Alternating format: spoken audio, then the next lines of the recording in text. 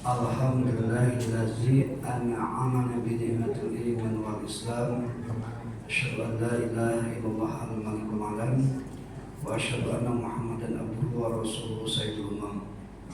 Allahumma shalli wa sallim ala hadin nabiyil karim sallallahu alaihi Rabbi shrah li sadri wa yassir li amri wa hlul 'uqdatam min lisani yafqahu qawli amma ba'd. Hadirin kaum muslimin rahimakumullah, puji dan syukur kita panjatkan kehadirat Rabbi Allah Subhanahu wa taala yang senantiasa menganugerahkan kepada kita nikmat yang terbesar, yaitu nikmat iman dan nikmat Islam. Kenapa kita diberikan nikmat iman dan nikmat Islam? Salah satu buktinya adalah kita masih bisa melaksanakan sholat berjamaah di masjid. Ketika rata-rata orang, ketika ada sebagian saudara kita yang memang enggan ke masjid, kita insya Allah manusia yang dipilih oleh Allah Subhanahu wa taala yang bisa melaksanakan kewajibannya secara istiqomah.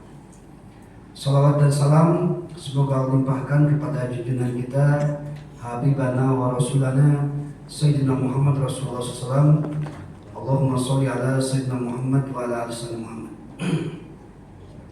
Hadirin kaum muslimin rahimakumullah, insyaallah malam ini sesuai jadwal kita akan membahas tafsir surat Al-Baqarah ayat 13 sampai ayat 14.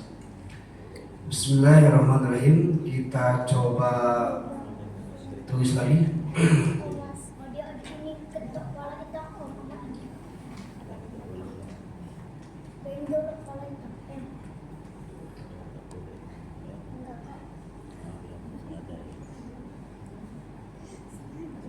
Wa iza qila lahum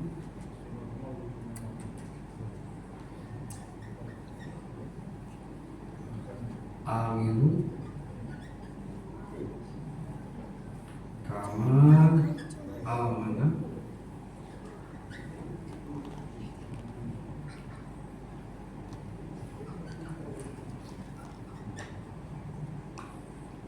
qalu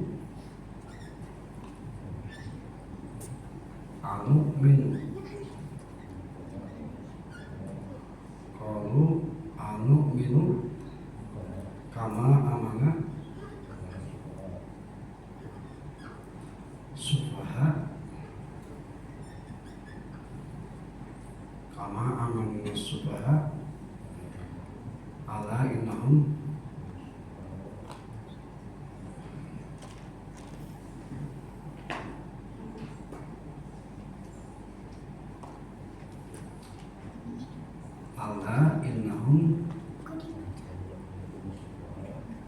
musfaha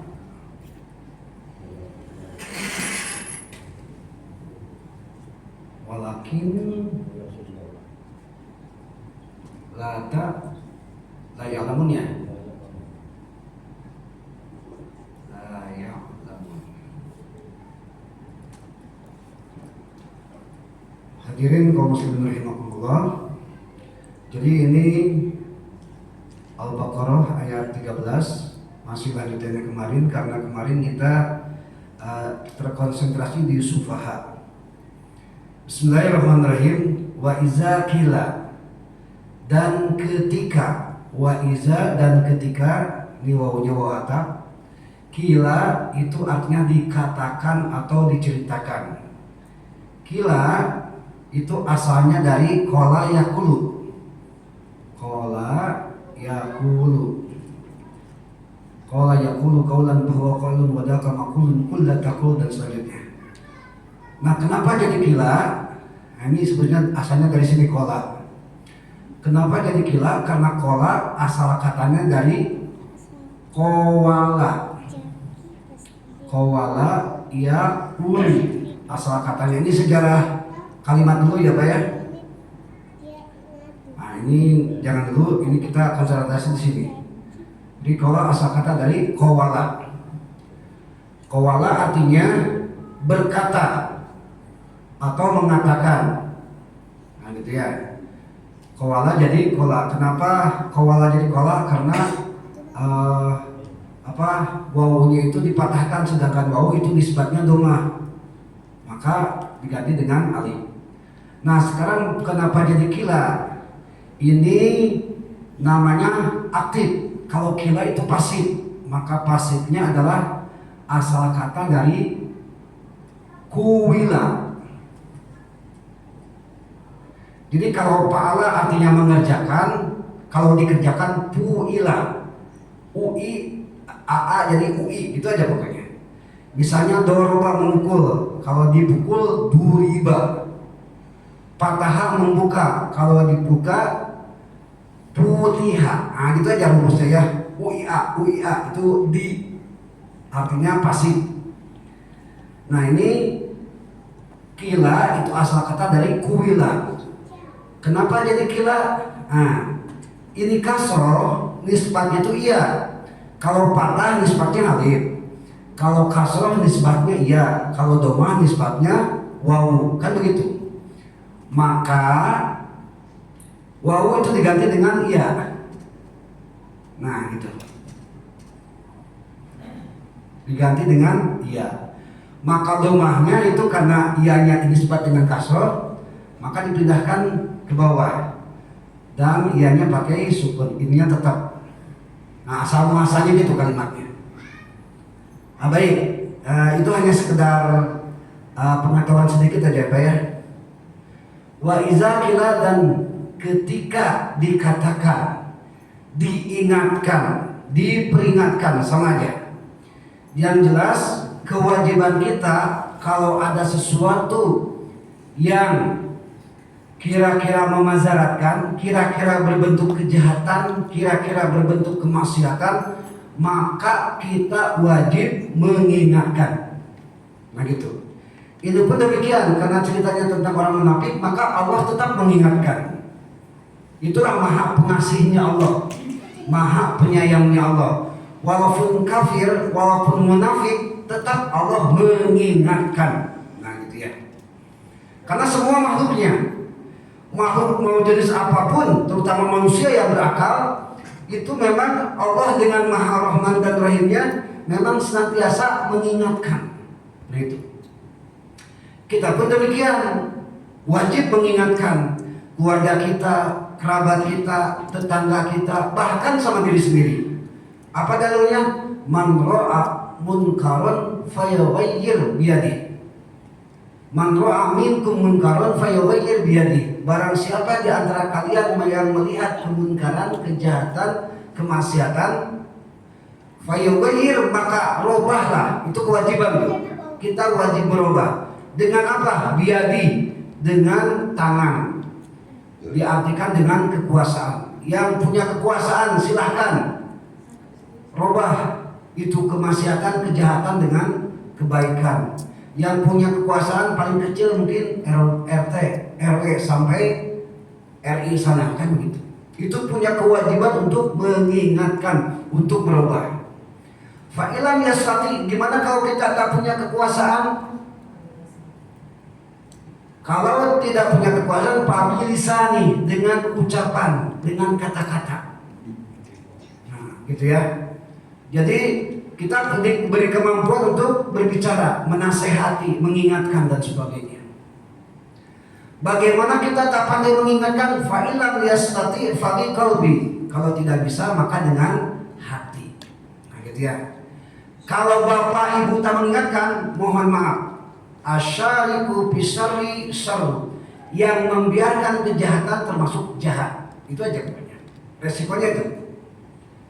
Depan kita ada maksiat, bapak biarkan aja. Nah, bapak jadi termasuk dosa juga. Itu masalahnya. Jadi alternatifnya 3. Pertama dengan tangan atau kekuasaan, yang kedua dengan lisan menasehati, yang ketiga dengan hati, benci dengan perbuatannya, bukan orangnya, dengan perbuatannya. Harus ada rasa benci, tidak setuju. Cuma wazalika azaful iman. Yang dakwah dengan hati itu selemahnya iman. Itu aja masalahnya, kekurangannya.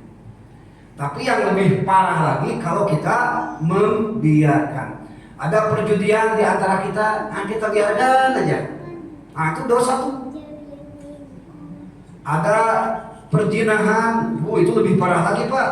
40 rumah ke sana, ke barat, 45 ke timur, 45 ke utara, 45 ke selatan, kena dosa semuanya. Kalau tidak ada yang mau merubahnya, hati-hati. Bahkan jangankan manusia, tikus yang berkembang biak di rumahnya kena azab juga. Kalau urusan jin itu kayak gitu. Termasuk maksiat-maksiat yang lain. Maka dengan Maha Rahman Rahimnya Allah, Allah tetap wa iza kila, dan ketika Allah mengingatkan lahum kepada mereka. Humnya itu siapa? Orang munafik. Ayat selanjutnya adalah apa yang Allah ingatkan kepada mereka? Yang diingatkan adalah amin. Gitu ya. Amin. Berimanlah. Hadirin kaum muslimin rahimakumullah, insyaallah pada malam ini kita tidak fokus sama aminu, tapi saya fokus kepada nas. Nas itu terbagi 3. Yang pertama muslim, yang kedua kafir, yang ketiga munafik, gitu ya. Muslim atau mukmin itu dalam Al-Baqarah ayat 3, 4, 5. Kafir itu ada dalam Al-Baqarah 6 dan 7 kalau nggak salah ya. Terus munafik itu 8 sampai 20. Nah, jadi kita coba rincikan ya.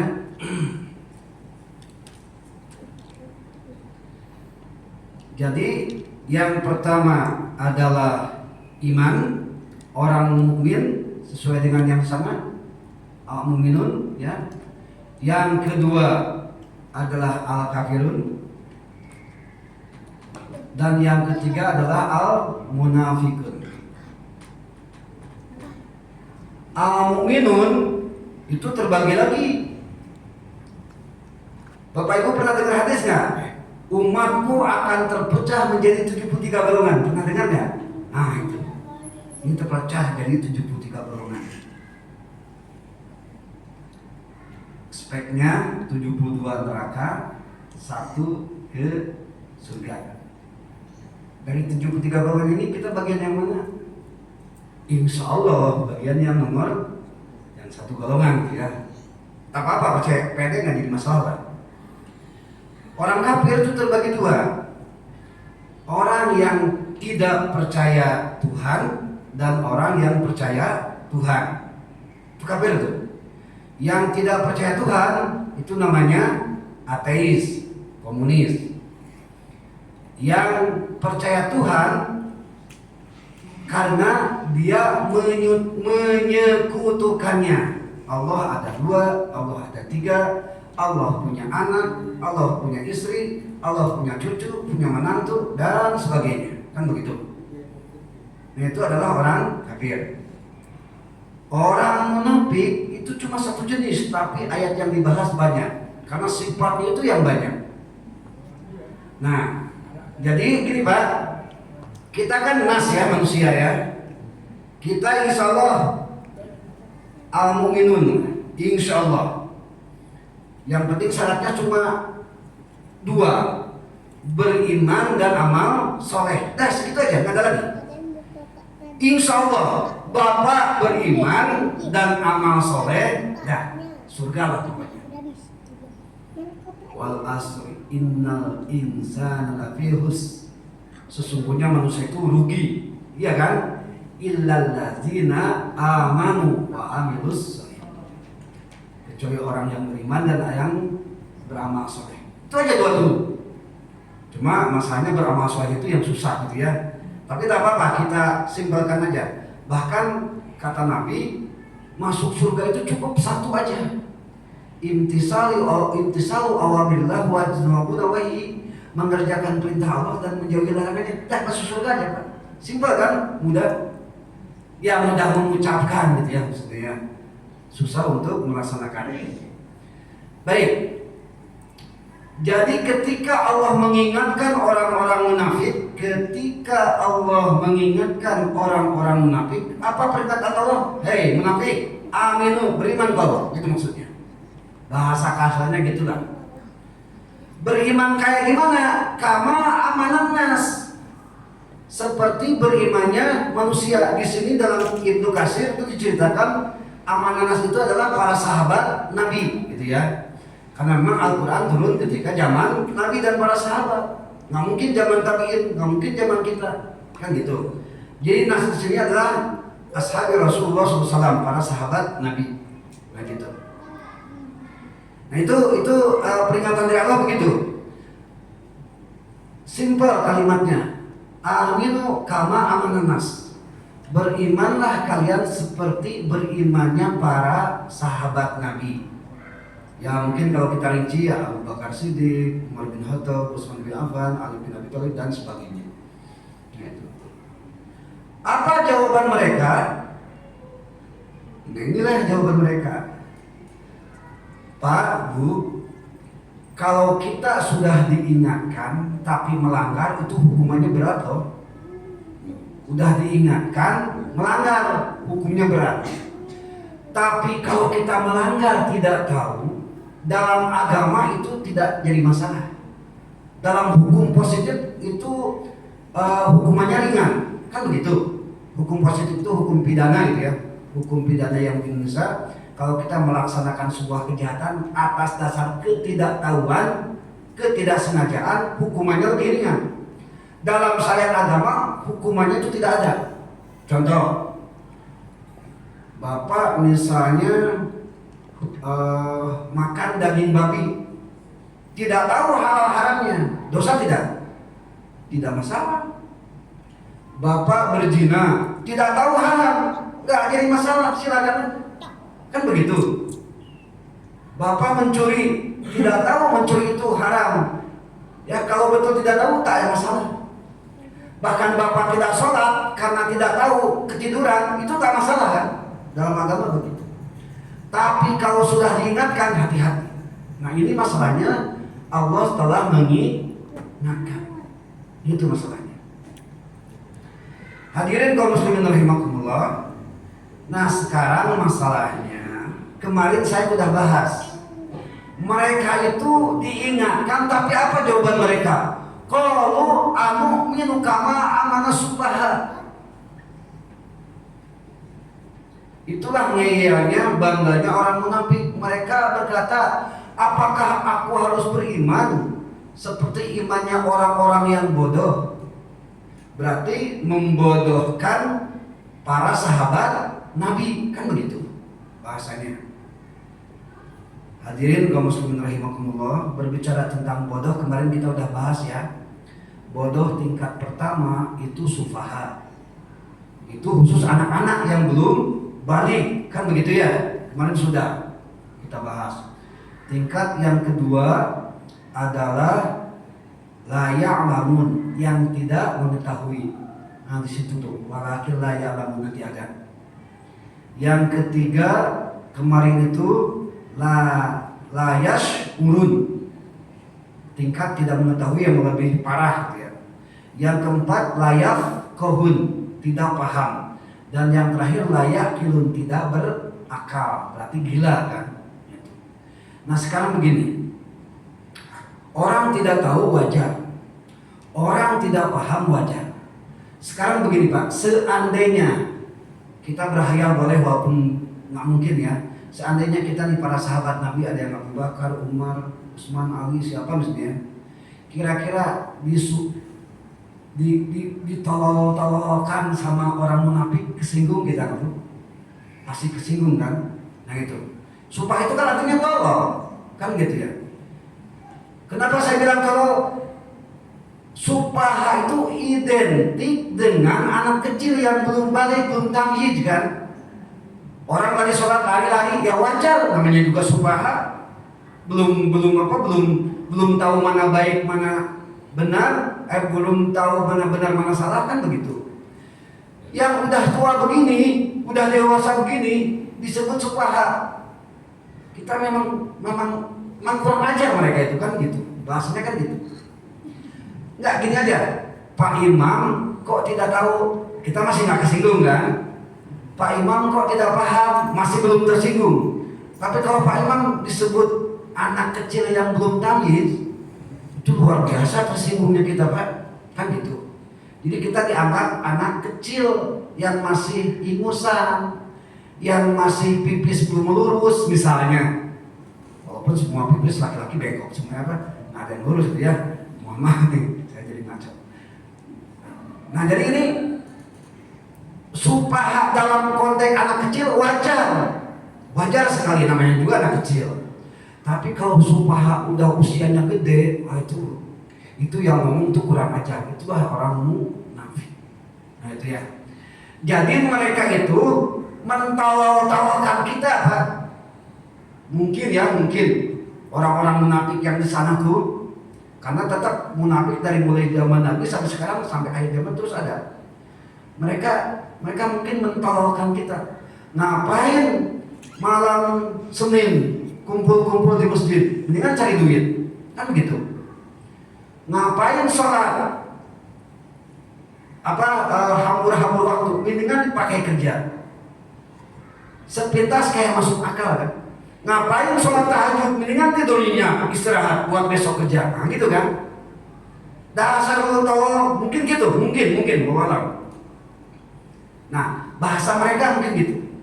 Karena sumpah itu parah betul. Kalau untuk anak kecil sekali lagi wajar. Tapi kalau untuk orang dewasa disebut supaha, itu kita dianggap anak ingusan, dianggap anak kemarin sore, bukan kemarin sore lagi, kemarin pagi mungkin ya. Nah gitu. Nah jawaban mereka begitu, menganggap para sahabat Nabi itu adalah supaha. Bukan sahabat Nabi tidak paham, tidak tahu, tidak berakal, tapi memang tolol, gitu katanya. Bahasa kasarnya seperti itulah. Nah sekarang ada pertanyaan buat kita. Betulkah kita tolol? Betulkah kita awam? Betulkah kita bodoh? Betulkah kita tidak tahu dan sebagainya? Banyak loh. Mohon maaf ya. Ini nas di sini tadi terbagi 3. Ini satu kelompok, Pak. Ini kelompok yang lain. Mohon maaf. Jadi sebetulnya kita satu kelompok melawan 2 kelompok ini. Di satu sisi orang beriman melawan orang kafir, udah jelas musuhnya itu kafir. Yang lebih parah itu ini, yang munafik. Karena dia itu di depan kita ya, di belakang kita kan gitu. Itu kan sifat munafik kan seperti itu. Nah, saya ingin memberikan sebuah gambaran kepada Bapak Ibu. Mungkin orang-orang kafir, orang-orang munafik mungkin mencemooh kita kan, pengajian, sholat dan sebagainya. Ngapain gitu ya kan gitu ya. Atau malam 1 Muharram sampai pawai, kendaraan banyak-banyak. Kan seperti itulah mungkin ya. Nah, mendingan kerja, mendingan usaha supaya kaya raya, mendingan dipakai pendidikan supaya pintar dan sebagainya kan begitu. Nah, Ibu terpikirkan nggak, Bapak terpikirkan nggak? Secara statistik itu kalau dibandingkan orang beriman dan orang kafir, termasuk orang munafik, itu kata orang yang netral gitu ya, bukan saya ngomong nih, kata orang yang netral itu orang Islam itu lebih bodoh daripada orang kafir. Banyakan yang pintarnya orang kafir, begitu katanya. Mobil diciptakan siapa? Pesawat diciptakan siapa? HP diciptakan siapa? Partisipasi kita? Kita sudah menghasilkan apa kan begitu? Gitu ya. Nah, tuh orang kafir kebanyakannya kaya raya, kan gitu ya Bu ya. Tapi kok kenapa orang muslim kebanyakannya miskin? Kadang-kadang senang bansos dan segala macamnya gitu ya. Nah, itu. Baik. Ini karena ada hubungnya antara as-sufaha dengan pengelompokan anas, yaitu mukmin dan kafir dan munafik. Saya ingin menjelaskan sedikit. Kenapa kesannya, bukan kata kita ya Pak ya, bukan kata kita orang beriman atau orang muslim, cuma orang yang pengamat netral ya. Kenapa Islam itu katanya miskin, tanda kutip ya, kok kafir banyak yang kaya raya? Pak, kemiskinan dan kekayaan tidak diukur dengan pemeluk agama, tidak. Walaupun betul di Eropa banyak orang kafir dan kaya raya makmur, tapi ada sebagian negara-negara kafir juga ada yang miskin juga, Brazil, Argentina, Uruguay, daerah-daerah Afrika dan sebagainya, kan begitu. Jadi kekayaan atau kemiskinan tidak diukur dengan agama.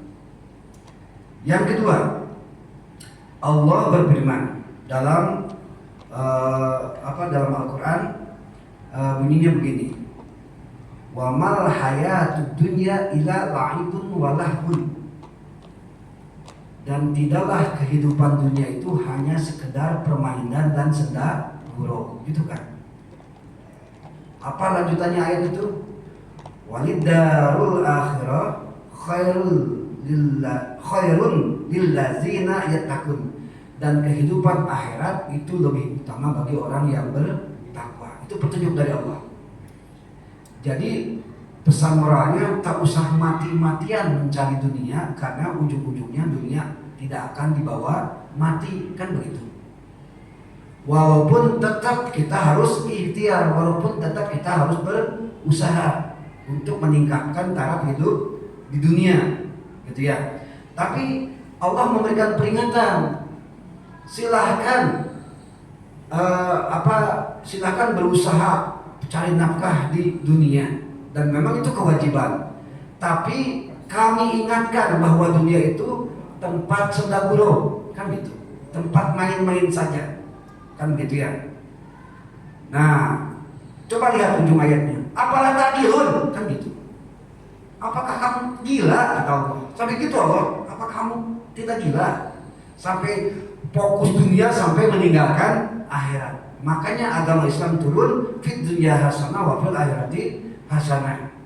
Dunia dan akhirat itu ada keseimbangan. Tapi buktinya silakan lihat, lebih mementingkan yang mana gitu ya. Mungkin Bapak Ibu bisa menilai masing-masing. Yang kedua, ini hadis Nabi ada yang mengatakan, yang diriwayatkan oleh Imam Muslim, ini lebih parah lagi nih.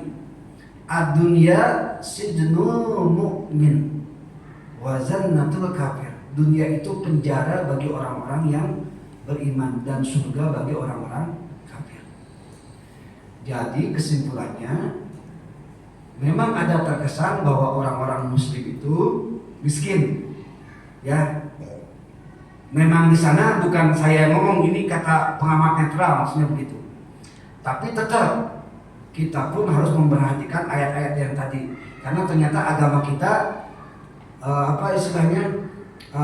tetap fokus kepada keseimbangan di dunia hasanah wa fil akhirati hasanah. Dan Allah berfirman juga dalam surat Ar-Ra'd ayat 26, Allahu yabsutur rizqa liman yasha wa yaqdiru wa farihu bil hayati dunya. Allah itu melapangkan rezeki gimana Allah, gitu ya, liman yasha, gimana Allah yang takdirkan, mau dilapangkan mau disempitkan itu Allah yang berkehendak. Tidak ada ukuran dia beragama atau tidak. Cuma kalau hadis Nabi kita lihat, ternyata dunia itu penjara bagi orang-orang yang beriman. Makanya kita gimana caranya maksimal melaksanakan dunia, maksimal juga fokus ke akhirat. Gitu. Jangan tok dunia saja. Yang salah itu persentase akhirat lebih kecil daripada persentase dunia. Itu yang jadi masalah.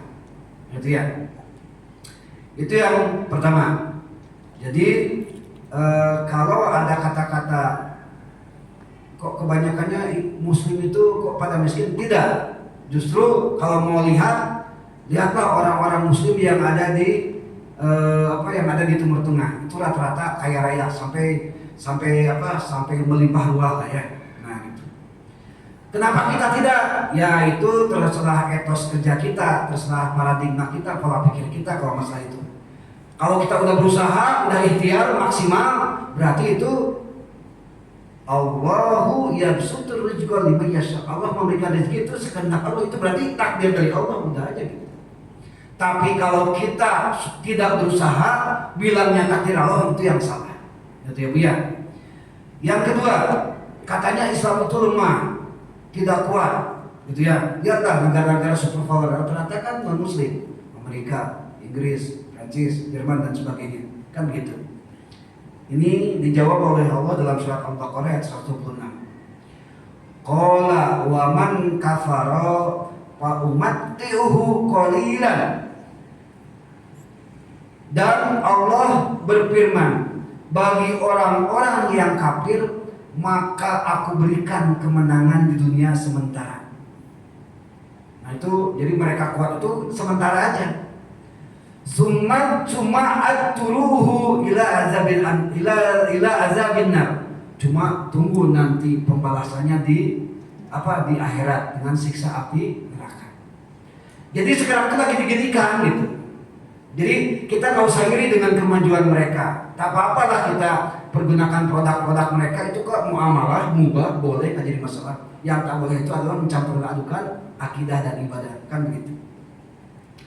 Itu masalah sufaha itu ya Bu ya. Yang ketiga, katanya Islam tak maju-maju, gitu ya. Tak ada perkembangan. Tanda kutip ya, kata pengamat nih.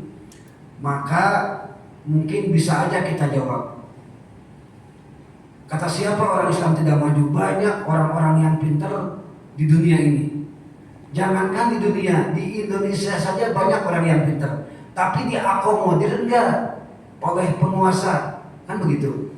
Karena rata-rata mengangkat orang itu secara politis. Coba aja lihat, dulu ada menteri pendidikan, namanya bukan dari basic pendidikan, bukan kan? Dari pencipta ojol kalau nggak salah. Nah itu kan tidak ada right on the right job, tidak sesuai dengan keahliannya. Nah itu ya.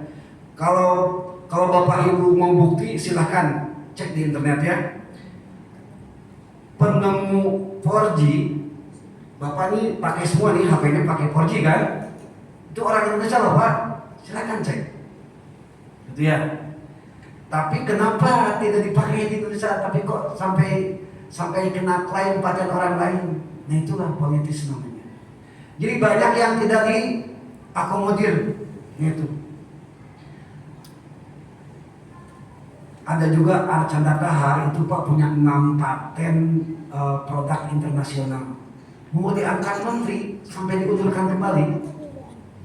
Jadi orang-orang yang betul-betul komitmen, konsekuen, sesuai dengan bidangnya dikeluarkan, dilepas, dan diakomodir, malah diambil yang sesama politik, sesama sesama paham, kayak gitu masalahnya.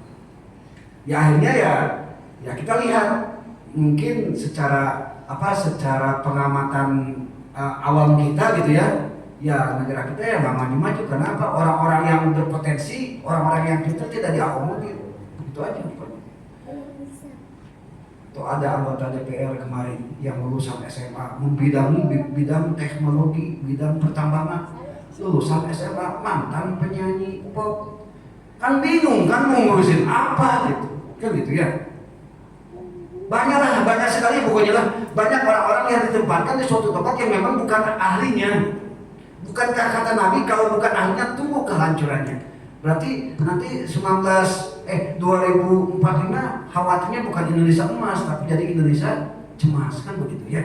Ini ceritanya tentang inilah. Kenapa bisa demikian? Bisa saja banyak orang-orang yang munafik, itu masalahnya. Ketika Islam dibutuhkan suaranya pakai songkok, pakai kopiah, pakai sorban, ngajak-ngajak ayo kan gitu kan. Orang munafik kayak gitu kan. Kalau lihat orang Islam manfaatnya, dia menyaru kayak orang Islam. Kan gitu, assalamualaikum, begitu, assalamualaikum. Kasih amplop 20.000, 30.000, kayak gitu. Gitu ya. Pokoknya banyak janji lah. Pokoknya nanti kalau saya menang, pokoknya gitulah pokoknya. Habis terpilih, apa yang terjadi? Harusnya politik untuk kepentingan Islam, tapi ternyata Islam untuk kepentingan politik. Itulah munafik namanya. Gitu ya. Saya jadi agak emosi gitu ya Pak ya. Mohon maaf ya. Nah Nah, jadi demikian Pak, maksud saya begitu. Jadi bukan karena gara-gara Islam, bukan, tapi diakomodir atau tidak. Itu ya. Itu masalahnya. Hadirin kaum muslimin rahimakumullah. Sebelum pertanyaan yang terakhir, berapa menit lagi? Pak Haji? Selama ya? Ini yang terakhir sebelum pertanyaan. Ada musuh Rasulullah yang namanya Abu Jahal. Pernah dengar Bu? Abu Jahal. Abu itu bapak, Jahal itu bodoh. Bapaknya bodoh, bapaknya tolol, biangnya tolol. Kan gitu. Tapi nama aslinya bukan Abu Jahal, nggak mungkin kan? Nggak mungkin. Masa ayahnya ini bapaknya tolol, nggak mungkin kan? Nama aslinya itu adalah Umar bin Hisham. Nama aslinya. Dia orangnya pinter, cendekiawan, paham segala macam, bahkan sampai sampai dijadikan patokan orang untuk bertanya, sampai digelari Abul Hakam. Abul itu bapak, Hakam itu yang menghakimi gitu ya, yang menentukan baik dan buruk gitu kan. Orang-orang Mekah kayak gitulah sebelum Nabi diangkat jadi Rasul gitu ya, nyebutnya Abul Hakam. Nabi pingin sekali, Abu Jahal itu pingin pingin sekali supaya bisa masuk Islam. Cuma ada dua Umar yang diinginkan Nabi untuk masuk Islam, yaitu pertama Umar bin Khattab, yang kedua Umar bin Hisham, gitu ya. Dan ternyata Allah menakdirkan lain, yang memasuki agama Islam adalah Umar bin Khattab. Padahal yang paling pintar itu adalah Abu Jahal. Nah, pesan moralnya adalah sepintar-pintarnya Abu Jahal, ya, Umar bin Hisham, kalau sudah kategori ini dan ini, tetap itu hina di hadapan Allah Subhanahu wa Ta'ala. Jadi bahasa lembutnya Pak, sepintar-pintarnya orang kafir dan munafik, kita tak usah bangga, tak usah takjub, tak usah sampai mengidolakan, itu aja istilahnya. Masuk seperti itu gambarnya. Karena ya mohon maaf, kita punya idola sendiri, yaitu Rasulullah Shallallahu Alaihi Wasallam. Titip pesan, mungkin pesan kepada diri saya, pesan kepada bapak ibu, titip pesan. Kita pesan bersama-sama aja lah ya, pada anak-anak kita, mudah-mudahan bisa menghindar dari pengkultusan, pemujaan, kebanggaan kepada tokoh-tokoh yang kafir atau yang munafik, baik artisnya, baik olahragawannya dan sebagainya. Karena itu bisa ya memang dilarang juga dalam agama kita membanggakan orang kafir. Hadirin kaum muslimin rahimakumullah, ini sebetulnya belum selesai nih, karena jawabannya ala innahum humus sufaha walakin la ya'lamun. Dalam waktu 4 menit lagi. Baik, itu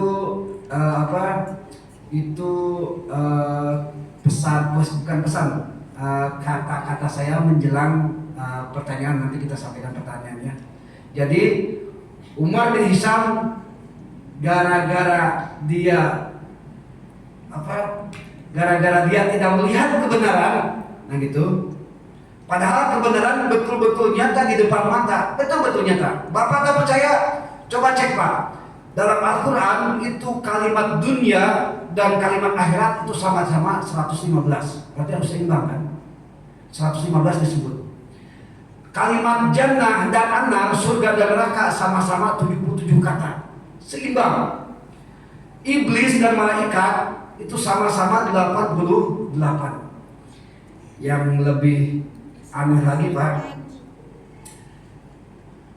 bari dan bahri, daratan dan lautan, ya, daratan dan lautan itu di dalam Al-Quran itu 13 kali Pak disebutnya. Sedangkan lautan itu 32 kali. Apa maksudnya?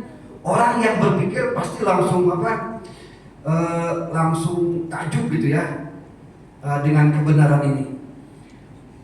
Ternyata itu dikalkulasikan 13 kali ya. Daratan itu luasnya 149 juta kilometer. 149.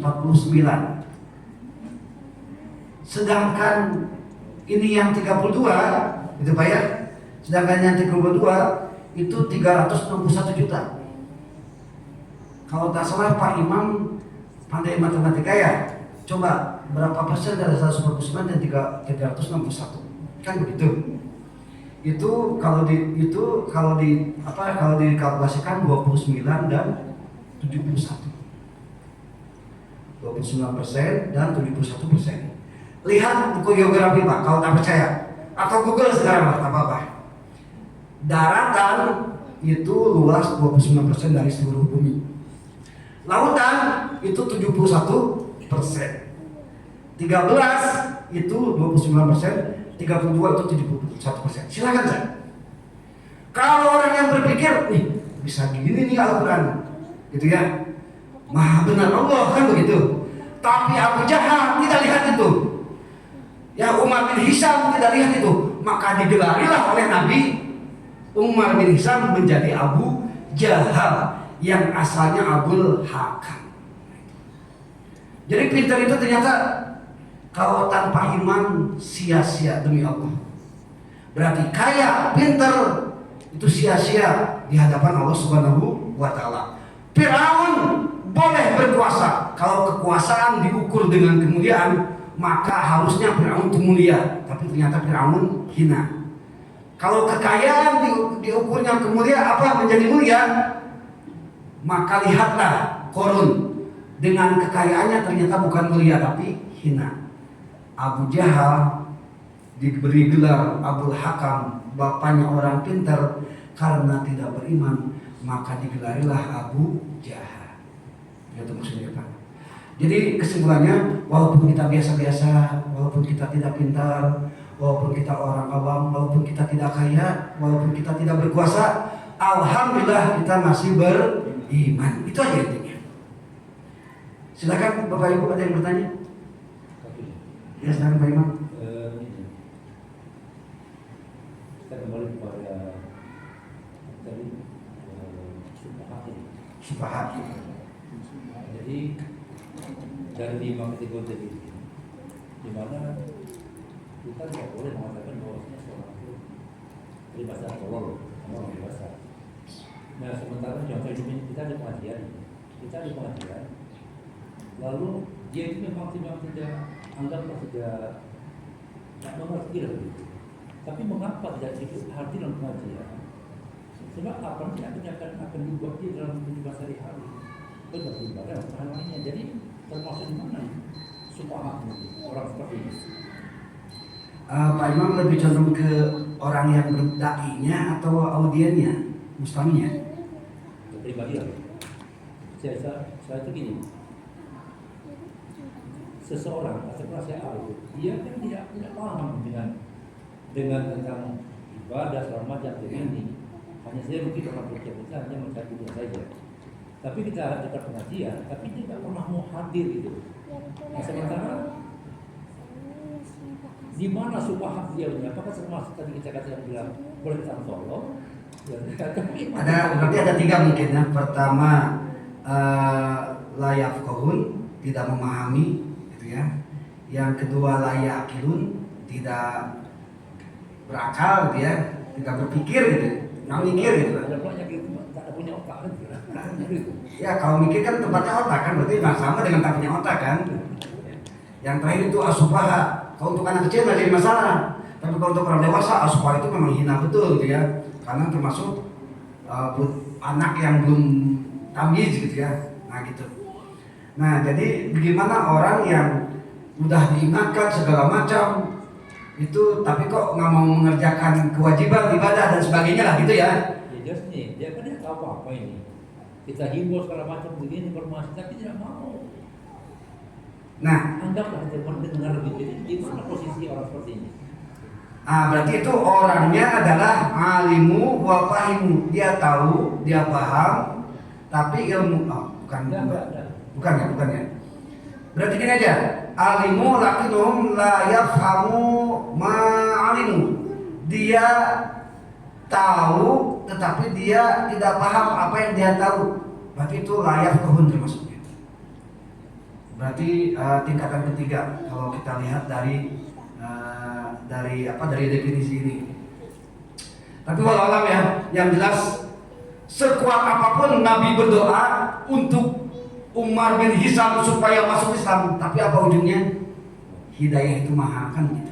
Jadi ya tergantung hidayah. Makanya Pak Imam kita sering berdoa yuk kita ya, Allahumma hdi fa innahum qaumil la ya'lamun. Ya Allah berikanlah petunjuk orang-orang yang jalan ke masjid karena mereka itu tidak paham ya Allah. Gitu aja. Jadi tugas kita hanya mengingatkan dan mendoakan saja, tidak untuk menjudge, tidak untuk menghakimi. Jadi orang-orang yang berzina tadi itu, kok sampai juga tikus di perdosa itu? Itu perkataan Imam Syafi'i, bukan hadis Nabi. Imam Syafi'i itu yang berkata. Mungkin bisa jelaskan apa sebab? Karena begini, zina itu adalah perusak kehidupan. Bayangkan sepasang orang berzina ketika dia melahirkan anak itu haram dinisbatkan dengan ayahnya, tapi harus dinisbahkan dengan ibunya. Jadi ketika misalnya sepasang berzina punya anak namanya A, itu jangan bin, tapi harus binti.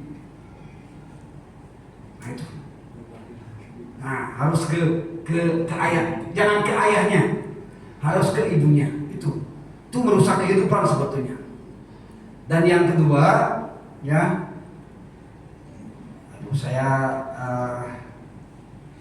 saya ingin memilih bahasa yang ada santun nih Pak Imam, tapi belum siap, itu senang aja. Nantilah kita ingatkan 2 minggu ke depan untuk masalah ini itu ya. Yang jelas itu perkataan Imam Syafi'i, gitu ya. Sampai tikus, ayam peliharaan, hewan peliharaan yang ada di rumahnya itu kena sial gara-gara perbuatan itu. Nauzubillah subhanahu. Hadirin kaum muslimin rahimakumullah. Tak apa-apa, kita kan tidak punya kekuasaan ya. Silakan dengan lisan atau dengan hati. Sudah selesai. Karena kewajiban kita cuma 2, mengingatkan dan mendoakan. Jangan menghakimi karena kita bukan hakim. Jangan memprovokasi karena kita bukan provokator. Jangan menghukum karena kita bukan polisi, bukan aparat. Itu aja, selesai. Ya. Yang penting kewajiban kita 2, mengingatkan dan mendoakan, itu aja. Hadirin kaum muslimin rahimakumullah, itu saja mungkin yang bisa saya sampaikan. Mohon maaf kalau saya tidak santun, mohon maaf kalau saya kesannya mengejek. Insya Allah bukan mengejek tapi mengajak, gitu ya. Amin ya Allah ya rabbal alamin. Sekian dan demikian. Allahumma waffiq lil aqwamit thoriq. Wassalamualaikum warahmatullahi wabarakatuh.